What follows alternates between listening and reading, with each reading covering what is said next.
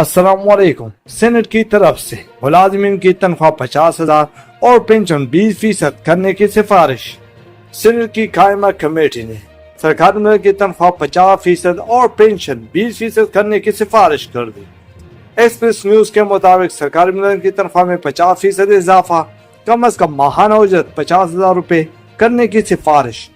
Saint کی قائمہ committee نے تنخواہ دار طبقے کو 12 لاکھ سالانہ تک آمدن پر ٹیکس چھوٹ دینے کی بھی سفارش کی ہے۔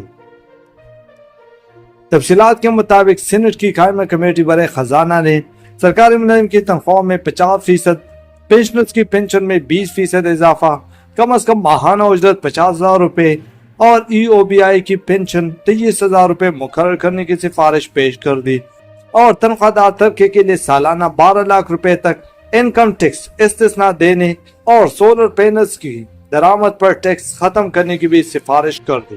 پاکستان پیپلز پارٹی کے سینیٹر سلیم مانڈوی والا کی سربراہی میں سینٹ کی قائمہ کمیٹی برائے خزانہ نے آئندہ مالی سال 2025-26 کے وفاقی بجٹ پر اپنی سفارشات تیار کر کے پیش کر دی ہے۔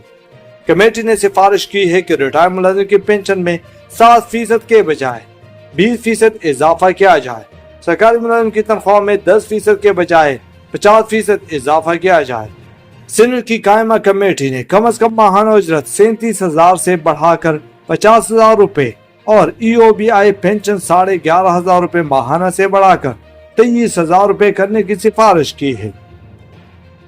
تنخواہ دار طبقے کے لیے سالانہ 12 لاکھ روپے تک آمدن پر انکم ٹیکس کی چھوٹ، اور کمیٹی نے سفارش کی ہے کہ ریٹائر ملازمین کی پینشن میں 7% کے بجائے 20% اضافہ کیا جائے، سرکاری ملازمین کی تنخواہ میں 10% کے بجائے 50% اضافہ کیا جائے۔